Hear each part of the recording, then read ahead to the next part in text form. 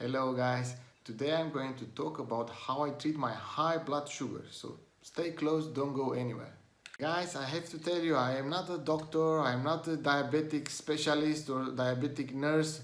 All these videos I make are about how I treat my diabetes, what I do to keep my blood sugars in good control, what really works for me.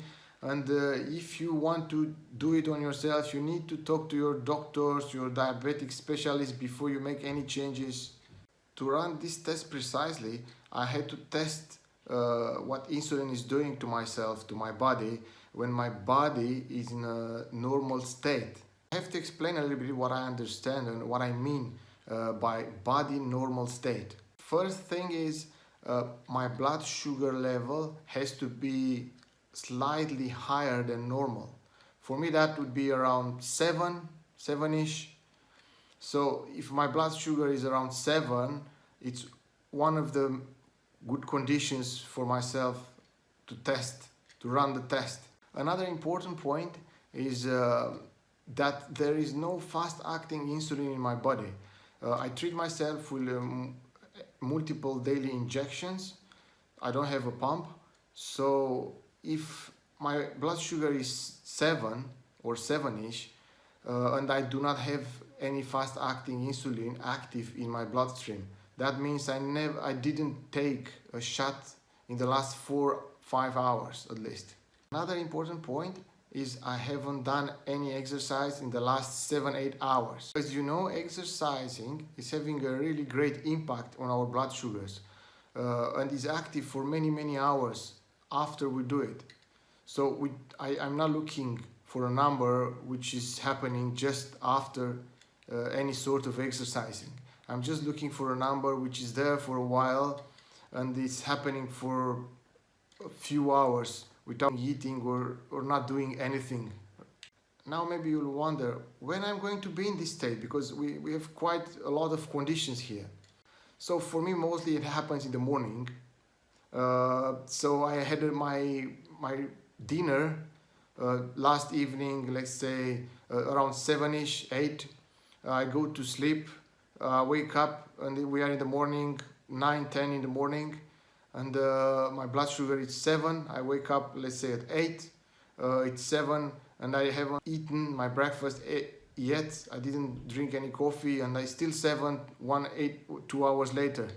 This is one of the cases in which I hit this normal state. Another good example is when I end up all day not eating anything other than breakfast. So I have my breakfast early in the morning, I go out for work, and then I'm in the evening, I skip lunch, and I'm in the evening or late afternoon, let's say 6 in the evening, and I haven't eaten anything since 9 in the morning. This happens a lot to me. This is the best.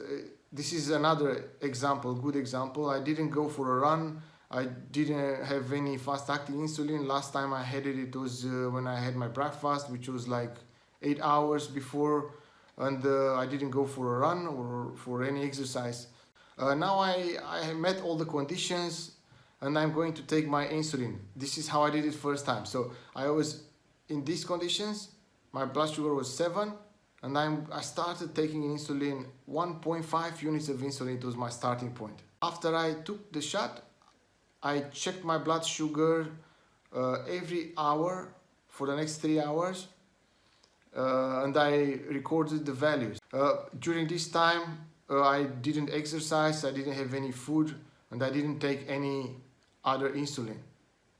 Now the readings helped me to understand how the fast-acting insulin is affecting my blood sugars. And it turned out after 1.5 units of insulin, my blood sugar came down to 6-ish. So what I did next time when I had the same scenario with all the steps I've told you before, instead of taking 1.5 units of insulin, I took 2.5 units of insulin. And then I ran again the measurements every hour for 3 hours, and it turned out my blood sugar went down to 5, which was the number I was looking for. So after running this test, as I said, I learned that 2.5 units of novorapid insulin is bringing my blood sugar down 2 units. Very important, this drop of 2 millimoles per liter in my blood sugar, they will happen only when I'm in a normal state, as I called it before. So by this I mean I'm not coming after a sport, I'm not in the middle of a spike, I'm not after a meal with active insulin in my body. So by knowing that, it's very useful for myself. This helps me so much to learn how to treat my blood sugars. So let's say I'm just after a meal. I bolus for my meal, something went wrong in my calculations, and the numbers are not where I want it to be after 2 hours. So let's say I'm having my level 9 millimoles per liter 2 hours after my lunch, and they are just in the middle of a spike, and I want to bring it down. In this case, I already have some fast-acting insulin in my body, and I'm in the middle of a spike. It's a continuous steep spike. 2 hours later, it's keep rising and it's continue to rise. So in this case, I will go ahead and I will take probably 4 units of insulin, trying to counter the spike and further down bring my blood sugars down. Another good example is I just had my meal. I am 2 hours after my meal and my blood sugar is 9, but I'm just in the middle of a steep drop. So 1 hour after my meal, my blood sugar was 11, let's say, and now when I check my blood sugars, I'm 9, and it's continuously dropping. In this case, I'm not going to take any units of insulin because I'm in the middle of a steep drop. I will wait until the blood sugar is getting constant, and then I will decide if it's time for me to take another shot or the blood sugar is getting stable to the normal ranges. Knowing that 2.5 units of insulin is bringing my blood sugar down by 2 millimoles per liter is very useful. Also, when I want to eat and my blood sugar is slightly higher than normal and I'm just about to have my meal. So I want to eat and my blood sugar is 7, let's say.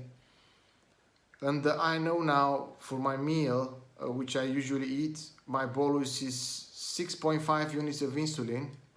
I also know my blood sugar is slightly higher than I want it to be, and I will take an extra amount of insulin, 2.5 units of insulin, to correct that number. So instead of taking the 6.5 units for the meal, I'm going to take 6.5 plus 2.5 units of insulin, which is bringing my bolus shot up to 9 units of insulin. This is how I treat my blood sugars, my high blood sugars, and to get to these results I do a lot of experimenting, a lot of reading, and a lot of testing on myself. You have to understand that numbers and the example I gave you, it's only what works for me. So it doesn't mean if 2.5 units of insulin brings my blood sugar down with 2 millimoles per liter, doesn't mean it's going to be the same result for yourself. You'll have to find out by yourself whatever works for you and what the numbers are for yourself. This video is just to explain how I did it to achieve good results, and potentially for other people which they are struggling to find good numbers and they are using other techniques and they don't know what to do, they could try and run this test on themselves. But remember, you have to do it only if you know how to do it, and if you don't know how to do it, you have to check with your doctors. You have to learn how to treat your blood sugars. You need to learn how to be confident when you adjust your insulin dosages. And if you don't know how to do it, the only way of doing it, you need to speak and get in touch with your doctor. This is very important. Don't do it if you don't know how to do it. First, you need to talk to your doctor. Myself, to be able to do this, in the beginning I talked about it in other videos. You can find the videos, 5 tips that I use for a good control of my diabetes. I talk about it there. Also, I have another videos in which I talk about how I treat my low blood sugars. I did that with close attention to my doctor. So I was continuously in touch and supervised by a doctor, diabetologist specialist, who told me what to do, and this actually made me learn and be very flexible on my dosages, on my insulin numbers. This is the video for today, guys. I hope you enjoyed. If you enjoyed, please give me a like, subscribe to the channel, hit the notification bell so you get notified when I upload a new video. Leave some comments below with new topics you want me to talk about. Thank you for watching, and see you again next time.